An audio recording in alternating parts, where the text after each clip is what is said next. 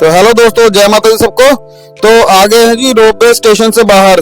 Ropeway में बहुत ज्यादा टाइम लग गया हमको और करीब दोपहर के 2 से 2:30 बज चुके हैं। तो यहाँ से अब हम नीचे उतरना शुरू करेंगे दोस्तों कटरा की ओर। और माता रानी का भवन दोस्तों आप देख सकते हैं कितना सुंदर लग रहा है और यात्रियों की अच्छी खासी भीड़ हमको यहाँ पे आज देखने को मिल रही है दोस्तों। काफी सारे यात्री जो है माता वैष्णो देवी के दरबार में दर्शन करने के लिए आ रहे हैं। तो हम दर्शन करके फ्री हो गए हैं जी और चल रहे हैं कटरा शहर की ओर वापसी, क्योंकि हमको शाम को ट्रेन भी पकड़नी है जलंधर के लिए। तो इसीलिए हम जल्दी नीचे उतरेंगे।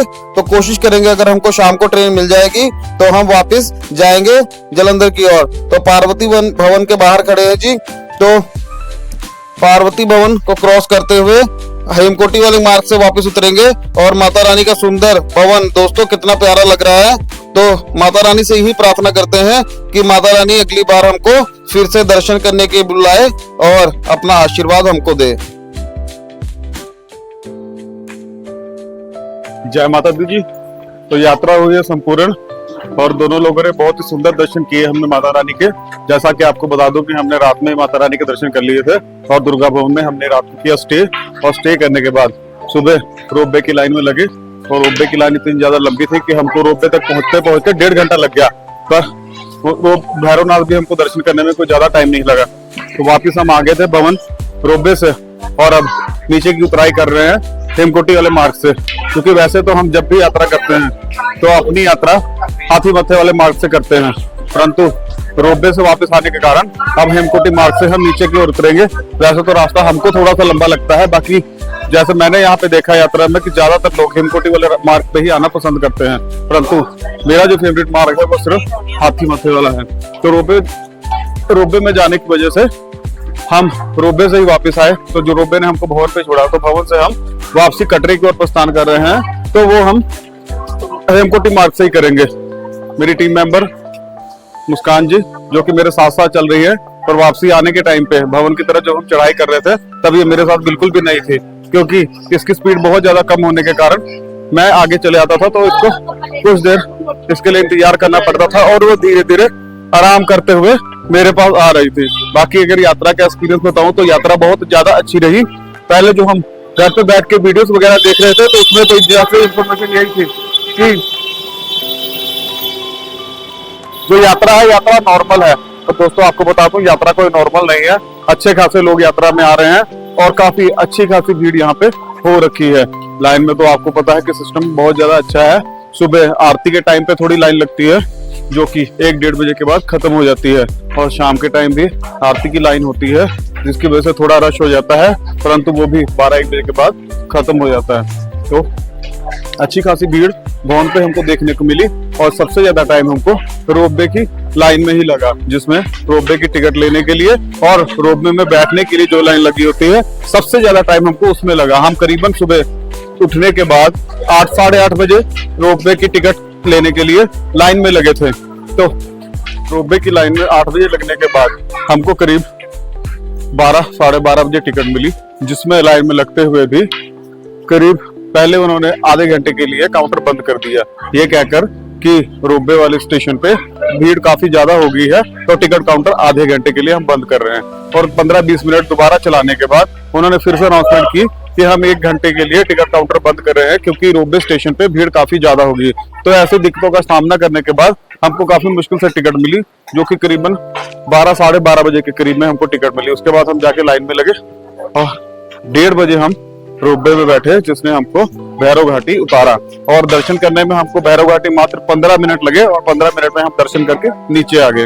तो रोपवे से ही हम नीचे वापस आए, क्योंकि वापसी में हमको किसी तरह की कोई भीड़ या लाइन देखने को नहीं मिली भैरवनाथ से। तो भैरव घाटी पे जब भवन पहुंचे तो भवन से 10-15 मिनट का हमने रेस्ट ही लिया है और हम हेमकोटी वाले मार्ग से नीचे की ओर उतर रहे हैं।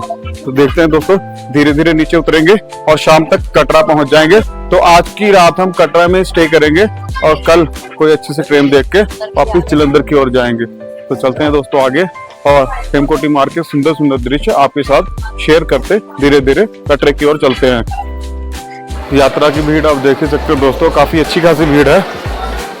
काफी सारे श्रद्धालु जो हैं माता के भवन की ओर जा रहे हैं, परंतु गर्मी बहुत ज़्यादा है। यात्रा तकरीबन मेरे हिसाब से आजकल के दिनों में दोपहर के बाद ही शुरू करनी चाहिए, ताकि आप रात को 11-12 बजे तक भवन पहुंच जाएं, क्योंकि दिन में गर्मी बहुत ज़्यादा होती है। हमको जाते वक्त बहुत ज़्यादा परेशानी हुई यात्रा करते समय, क्योंकि काफ़ी ज़्यादा गर्मी थी।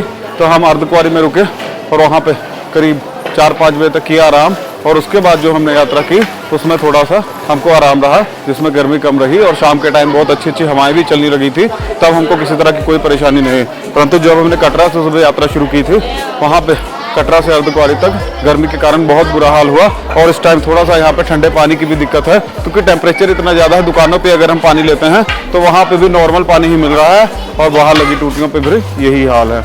तो इसीलिए दोपहर के बाद ही यात्रा शुरू करें तो ज़्यादा अच्छा होगा।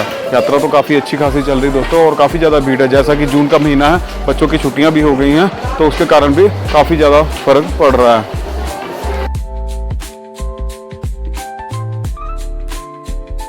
तो हाँ जी दोस्तों, करीब दो किलोमीटर नीचे आ चुके हैं और हेमकोटी मार्ग पे चल रहे हैं। हेमकोटी मार्ग पे एक चीज़ ये भी है कि आपको ऐसी छत पूरे रास्ते पे मिल जाती है, जिससे आपको धूप से भी बचाव हो जाता है और बारिश से।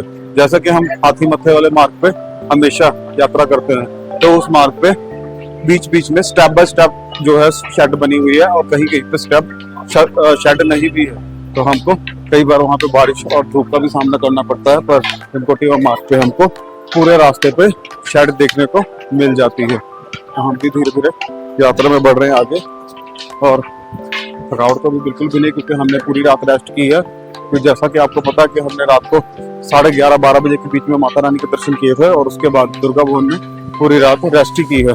और सुबह करीब 8 बजे उठे। 8 बजे उठने के बाद रोपवे की टिकट लेके हम भैरवनाथ गए। भैरवनाथ दर्शन करने के बाद वापिस अब हमने उतराई शुरू की है।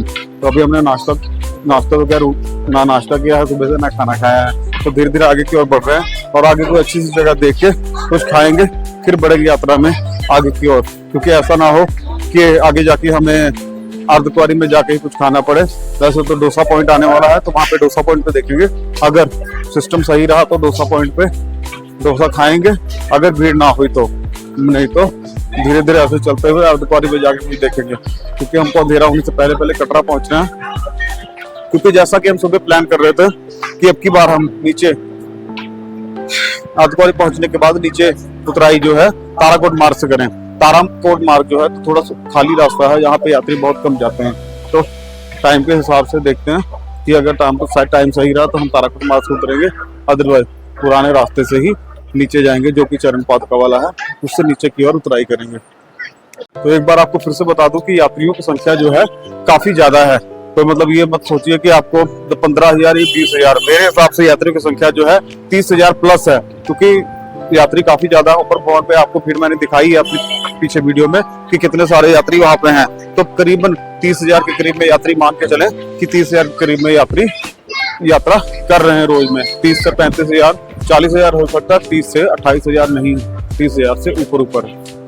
तो यात्रा में आगे बढ़ते हुए दोस्तों, आगे आज हेमकोटी डोसा पॉइंट।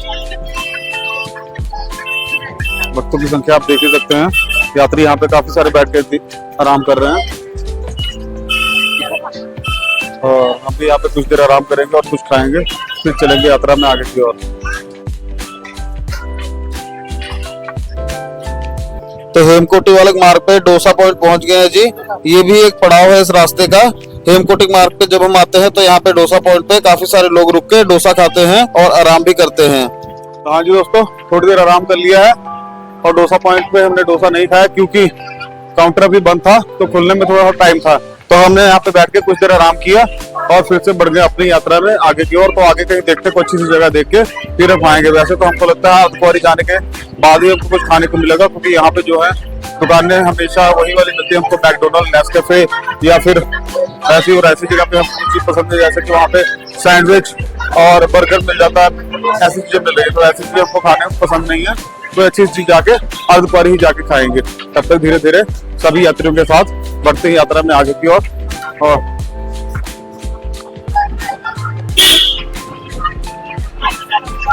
इस रास्ते पे हमको बैटरी कार ही देखने को मिलती है ज्यादातर, क्योंकि ये रास्ता जो है बैटरी कार के लिए बनाया गया है और पैदल यात्रियों के लिए। बाकी रास्ते में बहुत ज्यादा शांति है, पर कई वॉकर और पालकी वाले भी यहाँ पे कभी कभी आ जाते हैं। बाकी जो हाथी मथे वाला रास्ता है वहाँ पे घोड़े, पिट्ठू, पालकी, वो सभी लोग चलते रहते हैं और रास्ता थोड़ा सा इससे तंग भी है, तो वहाँ पे थोड़ी चलने में परेशानी होती है। पर इस रास्ते पे सिर्फ बैटरी कार या फिर पैदल यात्री ही चलते हैं। तो शाम के लगभग 4 बज गए हैं और यात्रियों की संख्या आप देख ही सकते हैं दोस्तों हेमकोटी वाले मार्ग पे, जो कि काफी ज्यादा संख्या में ऊपर भवन की ओर जा रहे हैं, जो कि शाम होते होते भवन तक पहुंच जाएंगे। और काफी सारे यात्री हैं जो भवन की ओर बढ़ रहे हैं। ये शाम होते होते भवन तक पहुंच जाएंगे और एक बार फिर से रात को भवन पे भीड़ देखने को मिलेगी हमको। दिन के टाइम पे थोड़ा सा खाली हो जाता है, पर सुबह शाम हमको काफी अच्छी खासी भवन पे भीड़ देखने को मिलती है। तो आप देख सकते हैं इस रास्ते पे बच्चों के वॉकर, पालकी और गाड़ियों की सुविधा, जो कि बैटरी कार और मंदिर परिसर की जो काम करने वाले व्हीकल है, कमर्शियल व्हीकल, वो चल रहे हैं, जो कि ऊपर से नीचे सामान लेकर जाते हैं। पालकी आप देख ही सकते हैं दोस्तों, इस रोड पे हम पालकी भी देखने को मिल जाती है, जो कि पहले मैंने काफी टाइम वैसे नहीं देखी, क्योंकि अब मेरे को यहाँ पे पालकी देखने को मिले, क्योंकि यहाँ पे मैंने 3-4 बार इस रूट पे भी यात्रा की है, जो कि हेमकोटी मार्ग पर यहाँ पे 1-2 बार यात्रा करने के बाद मुझे हाथी मथा मार्ग ही ज्यादा अच्छा लगा। और आज हम रोडवे से नीचे आए थे, इसलिए हम इस रास्ते से नीचे उतर रहे हैं। तो आप देख सकते हैं बच्चों के वॉकर और बैटरी कार और पालकी जो इस रोड पे चल रहे, बाकी पैदल यात्री हैं जो सबसे ज्यादा इस मार्ग पर यात्रा कर रहे हैं। और काफी सारी भीड़ यात्रियों की आप देख ही सकते हैं। वहाँ पे काफी ज्यादा भीड़ आने वाले दिनों में अगर बात करें तो आने वाले दिनों में काफी ज्यादा भीड़ हो सकती है। ज्यादातर भीड़ तो वीकेंड भी होती है, अब की बार भी रविवार को काफी सारी भीड़ वहाँ पे देखने को मिले। करीब 45,000 लोगों ने रविवार के दिन माता रानी के दरबार में माथा टेका था। तो हम भी बढ़ रहे हैं यात्रा में आगे की ओर और जा रहे हैं अर्धकुंवारी की तरफ।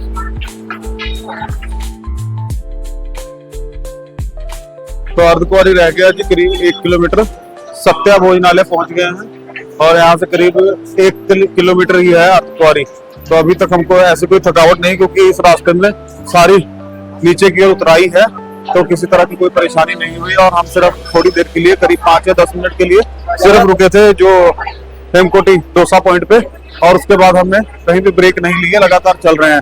तो यहाँ से भी सत्या पॉइंट को पार करते हुए आगे की ओर बढ़ रहे हैं। तो सीधा अर्धकुंवारी में जाके ही आराम करेंगे, क्योंकि ये रास्ता थोड़ा आसान है। क्योंकि जाते टाइम तो यहाँ पे सिर्फ उतराई है, तो हम आराम से उतर के नीचे की ओर चले जाते हैं। रास्ता मेरे को इसलिए नहीं पसंद है, क्योंकि जब हम अर्धकुंवारी से ऊपर की ओर आते हैं तो पूरे रास्ते में ही हमको चढ़ाई और हल्की हल्की चढ़ाई मिलती रहती है। चढ़ाई चाहे कम है, पर लगातार हमको चढ़ाई मिलती रहती है। और हाथी मथे मार्ग पे कुछ ऐसा है, जब हम अर्धकुंवारी से चलते हैं तो करीब 3 किलोमीटर हमको अच्छी खासी चढ़ाई देखने को मिलती है, जैसे कि हाथी मथे वाली पूरी चढ़ाई देखने को मिलती है। पर जो हम सांझी शत पहुंच जाते हैं, सांझी शत के बाद 3 किलोमीटर जो है पूरी उतराई है, तो उसमें हमको 3 किलोमीटर की सिर्फ परेशानी होती है, उसके बाद किसी तरह की कोई भी परेशानी नहीं है।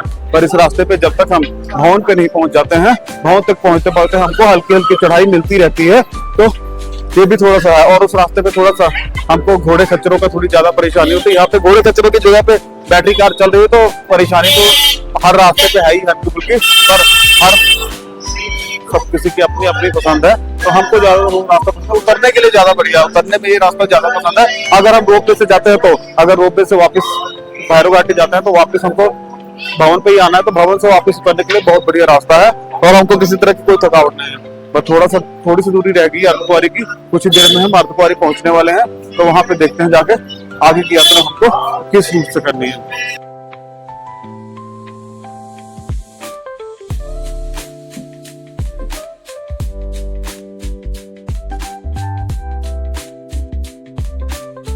तो हेमकोटी मार्ग से होकर दोस्तों बैटरी कार वाले पॉइंट पे आ गए हैं और हम अर्धकुंवारी नहीं गए हैं। अर्धकुंवारी के बीच में से जो रास्ता जाता है, जो चरण पादुका वाले मार्ग पे हमको मिला देगा, उस रास्ते से जा रहे हैं।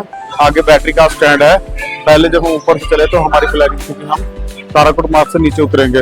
वैसे मैं अपनी लाइफ में एक बार ताराकोट मार्ग से नीचे उतरा हुआ हूँ। बहुत ही शांत रास्ता है, जिसमें बहुत कम यात्री यात्रा करते हैं। तो टाइम को देखते हुए करीब 4 बजे का टाइम हो गया है। तो हम अगर यहाँ से आप ताराकोट मार्ग नीचे उतरेंगे तो हमको अंधेरा हो जाएगा। तो वहाँ पे यात्री की संख्या बहुत कम होती है, तो आपको थोड़ी सी परेशानी हो सकती है। इसलिए हमने प्लान में थोड़ा चेंज करते हुए और चरण पादुका वाले मार्ग से उतरने का फैसला किया है। तो बैटरी कार स्टैंड आ रहा है, जब देख सकते हैं यहाँ से बैटरी कार है लेकर जो यात्री हैं वो जाते हैं जी भवन की ओर। थोड़ा सा आगे और जाएंगे तो बैटरी कार स्टैंड आ जाएगा और आगे जाकर हम चरण पादुका वाले मार्ग पे मिल जाएंगे, जिससे हम अपनी यात्रा में आगे कटरा की ओर प्रस्थान करेंगे। तो दोस्तों बैटरी कार स्टैंड आ चुका है, आप देख सकते हैं यहाँ पे काफी सारे यात्री जो है बैठे आराम कर रहे हैं और अपने बैटरी कार के स्लॉट का इंतजार कर रहे हैं, जिसमें बैटरी कार की जो है बुकिंग जो है ऑनलाइन ही होती है। इसकी टिकट हमको ऑनलाइन लेनी पड़ती है। ऑफलाइन थोड़ा कोटा होता है जिसमें हमको सिर्फ ओल्ड एज बुजुर्गों के लिए या फिर जो पेशेंट होते हैं तो उनके लिए होता है, तो वो मुश्किल से मिल जाता है, अदरवाइज बहुत मुश्किल है क्योंकि इसकी बुकिंग जो हमको ऑनलाइन ही करानी पड़ती है। काफी सारे यात्री जो यहाँ बैठ के इंतजार कर रहे हैं अपने स्लॉट का, जब इनका टाइम होगा तब इनकी बारी आएगी, तभी यहाँ पे बैटरी कार में बैठ के भवन की ओर प्रस्थान करेंगे। तो हम भी बढ़ रहे हैं अपनी यात्रा में। थोड़ा सा आगे और जाएंगे तो हमको चरण पादुका वाला रास्ता मिल जाएगा जो इसी के साथ ऐड होगा, तो हम उस रास्ते को पकड़ के नीचे कटरा की ओर चलेंगे। तो अर्धकुंवारी हम पहले हुए थे, जाते हुए बाहर से माता को नमस्कार किया था और हमको पर्ची तो हमने ली थी गर्जुन गुफा की, पर उसमें 48 घंटे का टाइम था। तो 48 घंटे होने में अभी बहुत ज्यादा टाइम पड़ा है, तो इसीलिए माता रानी को कल हमने नमस्कार किया था, तो उसी नमस्कार को माता रानी का आशीर्वाद समझते हुए अब अपनी यात्रा में आगे की ओर बढ़ रहे हैं। तो आगे जो इंदौर तक भोजनालय के पास जो सामने रास्ता है ये अर्धकुंवारी की ओर जा रहा है और यहाँ से एक रास्ता जाता है हेमकोटी वाले मार्ग पे और ये रास्ता जो है अर्धकुंवारी होकर हाथी मथे वाले रास्ते पे चला जाता है। तो सामने बैटरी कार स्टैंड है और यहीं से हम हेमकोटी भी जा सकते हैं अगर हम अर्धकुंवारी ना जाए तो। और सामने इसके साथ में ही अर्धकुंवारी वाले रास्ते के साथ में आप रास्ता जो देख रहे हैं ये चरण पादुका वाले मार्ग से कटरे से आ रहा है, तो हम इसी रास्ते को पकड़ते हुए कटरे की ओर आगे बढ़ेंगे। ये इंद्रप्रस्थ भोजनालय जहाँ से रास्ते डाइवर्ट होते हैं, अगर हम अर्धकुंवारी ना जाएं तो हम सीधा हेमकोटी मार्ग से होते हुए भवन की ओर जा सकते हैं। तो चल पड़े हैं जी चरण पादुका वाले मार्ग पे। अब इस रास्ते पे हमको घोड़े, खच्चर, पिट्ठू, पालकी सब कुछ मिलने वाला है, तो रास्ता थोड़ा सा तंग है और अब थोड़ी यात्रा मुश्किल होने वाली है क्योंकि भीड़ भाड़ वाले रास्ते में सब हमको निकलना पड़ेगा, जिसमें घोड़े, खच्चर, पिट्ठू, पालकी सब कुछ हमको मिलना है। तो अब चलते हैं यात्रा में आगे की ओर। पर इस रास्ते पे एक बात ये थी है कि यहाँ पे हमको खाने पीने की अच्छी खासी सुविधा मिल जाती है इस रास्ते पे, इसमें ढाबे डूबे, काफी चाय की दुकानें आदि ऐसी चीजें काफी ज्यादा मिल जाती हैं। तो घोड़ा पड़ाव आ गया है जी अर्धकुंवारी का, तो यहाँ से होते हुए आगे की ओर बढ़ रहे हैं और आगे जाके किसी दुकान में रुकेंगे जहाँ पे हम कुछ खाएंगे पिएंगे और फिर थोड़ा सा आराम करके यात्रा में आगे की ओर बढ़ेंगे।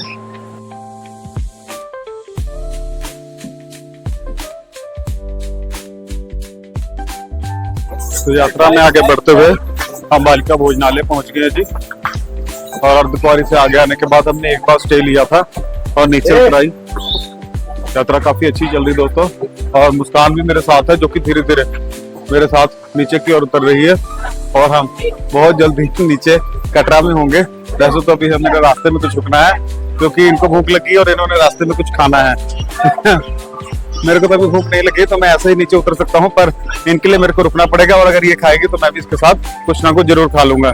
तो घोड़े खच्चरों की काफी सारा भीड़ को देखते हुए यात्रा में आगे बढ़ रहे हैं जी। घोड़े की पैरों की आवाज और घुंघरों की आवाज जो कि बहुत अच्छा संगीत हमको दे रहे हैं और उसी को सुनते हुए हम अपनी यात्रा में आगे की ओर बढ़ रहे हैं। तो थोड़ी दूर और चलने के बाद हम पहुंच जाएंगे जी नीचे कटरा। तो धीरे धीरे चल रहे हैं, अभी टाइम हमारे पास काफी पड़ा है, 7-8 बजे तक भी पहुंच जाए तो कोई प्रॉब्लम नहीं है क्योंकि हमने तो आज कटरा में स्टे करना है। तो धीरे धीरे यात्रा का आनंद लेते हुए नीचे की ओर चल रहे हैं जी। तो यात्रा आप देख ही सकते हैं दोस्तों बहुत अच्छी चल रही है। काफी सारे श्रद्धालु हैं जो यात्रा में ऊपर भवन की ओर जा रहे हैं। काफी सारी भीड़ है जो आज भवन की ओर जा रही है।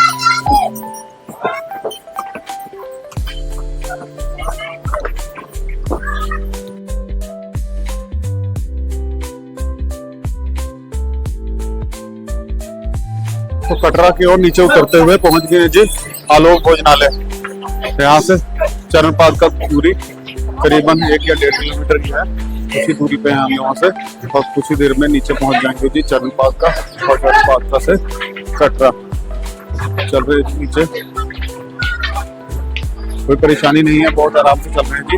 भीड़ काफी ज्यादा आप देख ही सकते हैं मेरे पीछे, यात्रियों की काफी सारी संख्या है जो भवन की ओर जा रही है और भवन से माता रानी के दर्शन करने के उपरांत वापस कटरा की ओर प्रस्थान कर रही है। तो मेरे पीछे आप देख ही सकते हैं यात्रियों की काफी ज्यादा भीड़ और काफी उत्साह लोगों में, क्योंकि तो वैसे भी जून का महीना है और स्कूलों में बच्चों की छुट्टियां भी चल रही हैं, तो काफी सारे लोग यात्रा पे आ रहे हैं।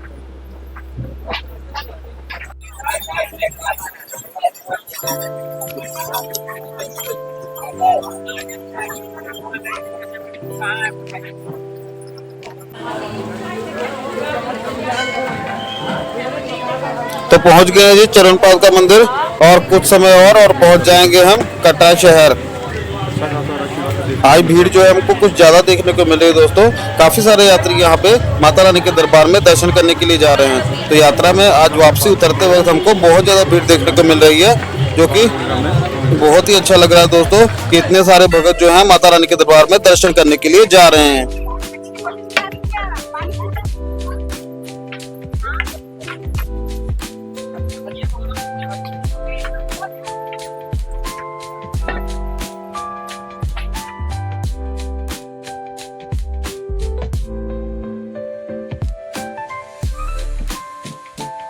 जय माता दी जी। और गीता मंदिर पहुंच गए हैं और साथ में आ गया बाथिंग घाट, जहाँ पे हम स्नान करते हैं। पर इस बार स्नान हमने नहीं किया था क्योंकि यहाँ पे पानी बिल्कुल भी नहीं है, तो थोड़ा सा पानी है उसमें लोग नहा रहे हैं, पर हमारा नहाने को मन नहीं किया क्योंकि पानी बिल्कुल भी नहीं आ रहा। तो बाथिंग घाट को पार करते हुए चलते हैं आगे बाणगंगा की ओर, और बाणगंगा में माता रानी का आशीर्वाद प्राप्त करके चलेंगे प्रवेश द्वार की ओर, और वहीं पे हमारी यात्रा जो है संपन्न होगी। तो यात्रा में बहुत अच्छे तरीके से हम चल रहे हैं, धीरे धीरे आराम करते करते नीचे की ओर उतर आए हैं। टाइम जो है लगभग 6:30 हो चुका है और हम धीरे धीरे आराम करते करते नीचे की ओर उतर आए हैं। तो कुछ ही समय में पहुंच जाएंगे जी बाणगंगा के पास, और वहां से थोड़ी रेस्ट करके फिर निकलेंगे आगे प्रवेश द्वार की तरफ। तो हाँ जी दोस्तों, सुब्रा भवन पहुंच गए हैं जी, तो उसको क्रॉस कर रहे हैं और यहाँ पे अब आराम नहीं करेंगे। आराम सीधा हम जाकर अब कटरा में ही करेंगे या फिर स्वागतम द्वार पर, वहां पे कुछ देर आराम करेंगे चल के। तो यहाँ से हम ऐसे ही आगे की ओर बढ़ रहे हैं। भीड़ आप देख ही सकते हैं, काफी सारे श्रद्धालु जो है यहाँ पे बैठ के आराम कर रहे हैं। और हम सुब्रा भवन को पार करते हुए आगे की ओर जा रहे हैं। बाणगंगा कुछ ही दूरी पर रह गया है।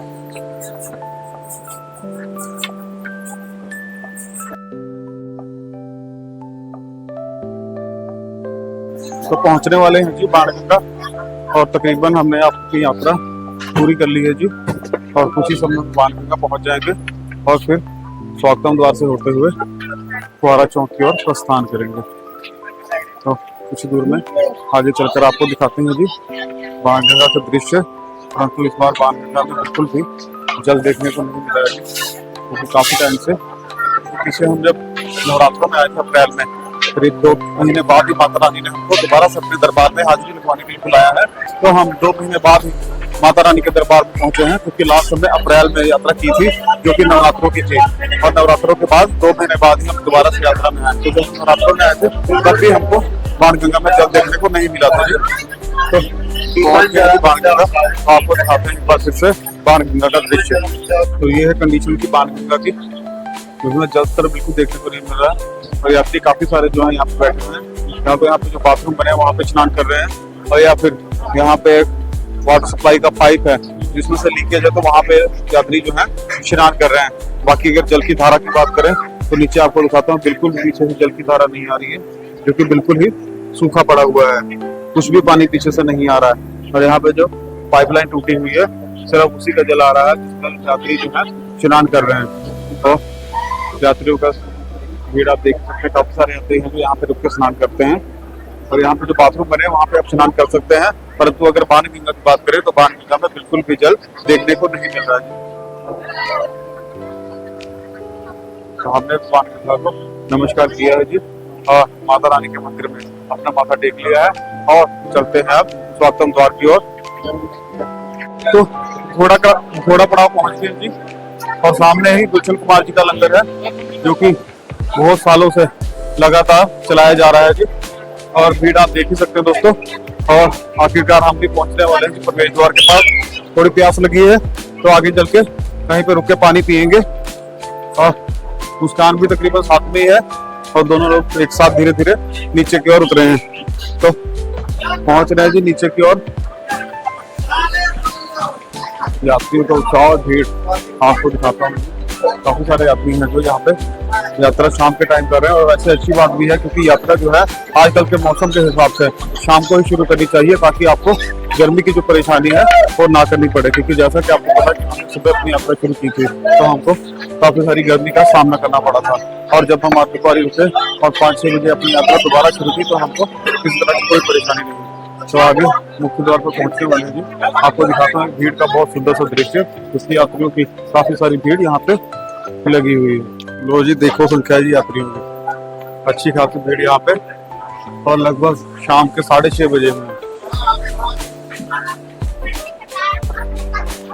काफी ज्यादा भीड़ यहाँ पे देखने को मिले दोस्तों को। और हम भी अब एक साइड में जो लाइन लगी है वहां पे लाइन में लग के अपना यात्रा का RFID कार्ड जमा कराएंगे और स्वागतम द्वार से बाहर निकलेंगे। तो लगते हैं लाइन में और करवाते हैं अपना RFID कार्ड जमा, क्योंकि अब इसका काम खत्म हो चुका है। और यात्रा खत्म करने के बाद हमको RFID कार्ड यहाँ पे जमा करवाना पड़ता है। तो हम भी लाइन में लगेंगे और अपना RFID कार्ड यहाँ पे जमा करवाएंगे जी। तो चलते हैं बाहर की ओर और करवाते हैं अपना RFID कार्ड जमा और स्वागतम द्वार की ओर आगे बढ़ते हैं जी। और इधर यात्री हैं जो दर्शन करने के लिए यात्रा शुरू करने वाले हैं, स्वागतम द्वार से अंदर आ रहे हैं। अच्छी खासी लाइन यहाँ पे लगी हुई है जो यात्री स्वागतम द्वार से बाहर निकल के यात्रा की ओर आगे बढ़ रहे हैं जी। देख सकते हैं आप काफी लंबी चौड़ी भीड़ यहाँ पे लगी हुई है। तो हम भी आगे बढ़ते हैं और मिलते हैं आपको स्वागतम द्वार की ओर बाहर।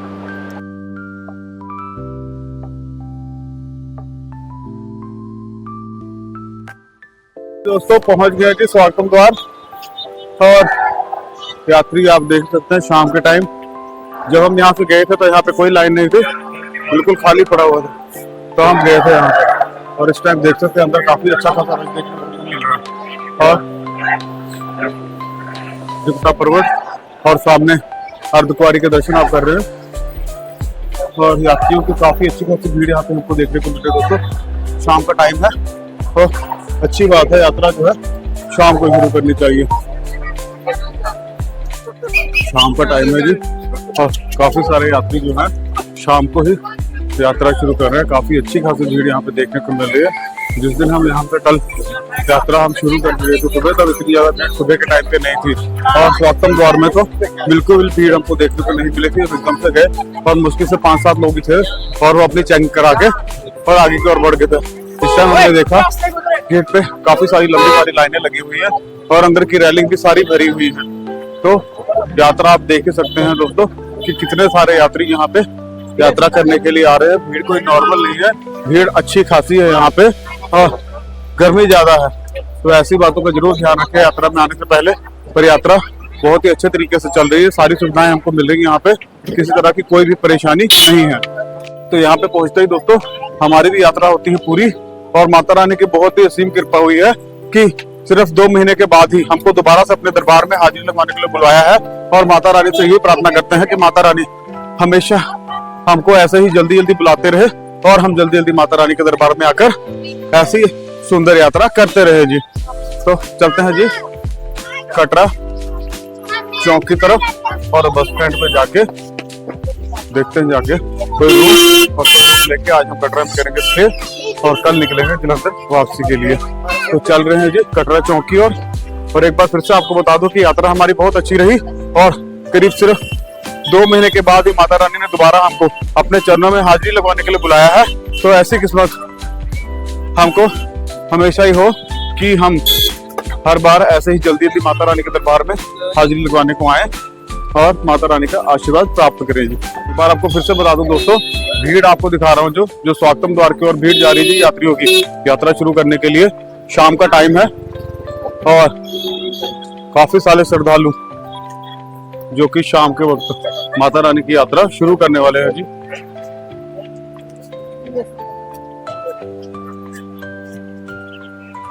काफी अच्छा खासा रस हमको देखने को मिल रहा है यहाँ पे। काफी सारे श्रद्धालु जो हैं शाम के टाइम अपनी यात्रा शुरू करने वाले हैं और काफी अच्छी खासी भीड़ यहाँ पे लगी हुई है जी।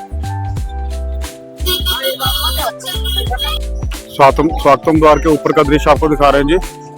ऊपर के छत पे भी काफी सारे यात्री जो है लाइन में लगे हुए जी, रैलिंग में, जो कि यात्रा की तैयारी यात्रा के लिए निकल रहे हैं जी। यहाँ पे अपने RFID कार्ड की जांच करवाएंगे और फिर निकलेंगे यात्रा में आगे की ओर। और जब हम कल सुबह यात्रा में आगे की ओर बढ़े थे तो हमको ऊपर नहीं जाना पड़ा था, नीचे ही रैलिंग में घूम के और हमारी चेकिंग हो गई थी और हम अपनी यात्रा में आगे की ओर बढ़ गए थे। तो आज भीड़ काफी ज्यादा देखने को मिल रही है। तो ऐसा लगता है जैसे जैसे आगे वीकेंड आने वाला है तो एक बार फिर से यात्रियों की संख्या में वृद्धि होगी जी। तो हम तो फिर भी ठीक रहे, ऊपर भी हमको ऐसी कोई प्रॉब्लम नहीं हुई और हम यात्रा में आगे आ गए। तो दोस्तों चलते हैं जी आगे धीरे धीरे कटरा चौक की ओर। तो वहां पे मिलते हैं आपको फुहारा चौक पे। तो कटरा फुहारा चौक पहुंचते पहुंचते दोस्तों रात हो चुकी है। तो आज के लिए हम यहाँ पे कटरा में स्टे करेंगे, कोई अच्छा सा होटल देख के रूम लेकर यहाँ पे रहेंगे और सुबह अपने घर की ओर निकलेंगे। तो आज रात को हम यही रुकने वाले हैं दोस्तों। जय माता दी दोस्तों। तो सुबह हो चुकी है, रात को हमने कटरा पहुंच के लिया था रूम। ये रूम है जी जो हमको 800 रुपए का मात्र पड़ा था 2 लोगों के लिए और हमने रात को यहाँ पे स्टे की। तो बहुत अच्छा एक्सपीरियंस रहा हमारा। तो सुबह हो चुकी है और अब हम अपने रूम से निकल रहे हैं। कुछ देर बाहर मार्केट में टहलेंगे और टहलते टहलते ही स्टेशन की ओर चलेंगे और जाकर दोपहर के बाद अपनी ट्रेन को पकड़ेंगे, जो ट्रेन है हमारी जम्मू मेल। करीब 4 बजे की हमारी ट्रेन है।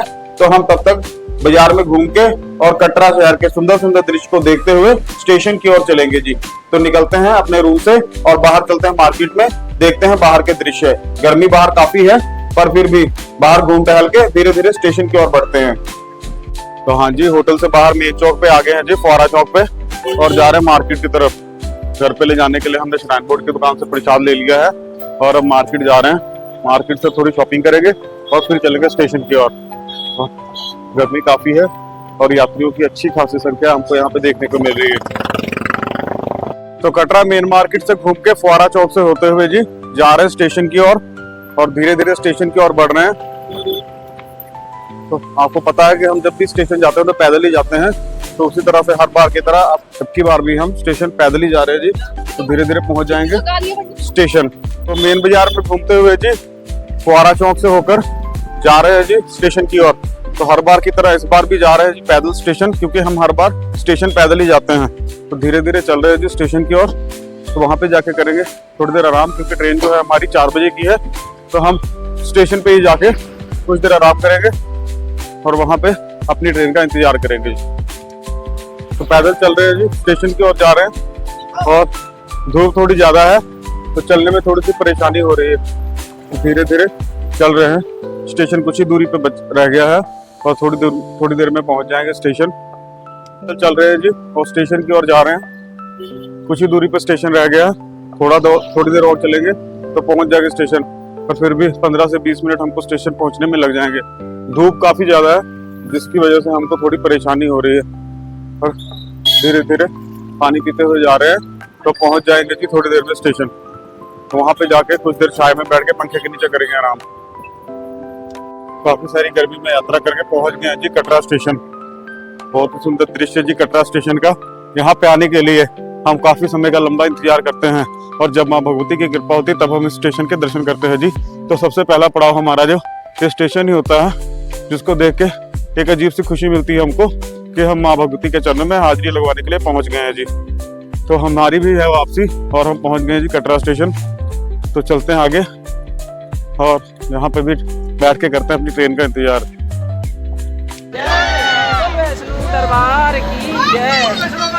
तो काफी सारा इंतजार करने के बाद दोस्तों कटरा से हमारी ट्रेन चल चुकी है, जो कि हमको जलंधर कैंट तक लेके जाएगी। माँ भगवती ऐसे ही अपनी कृपा हम सब पर बनाए रखे और हमको अपने दरबार में हाजिरी लगाने के लिए बुलाती रहे। तो जय माता दी दोस्तों, मिलते हैं फिर से अपनी अगली वीडियो में और एक बहुत सुंदर यात्रा के साथ। तो जय माता दी सभी भक्तों को। तो काफी लंबा सफर करने के बाद पहुंच गए हैं जी cantt railway station. Cantt railway station दोस्तों आप देख ही सकते हैं जो अंडर कंस्ट्रक्शन है और यहाँ पे काम चल रहा है दोस्तों। तो बहुत ही भव्य रूप इसका तैयार होगा और हम भी बाहर से लेते हैं ऑटो और चलते हैं अपने घर की तरफ। तो जय माता दी सभी दोस्तों को।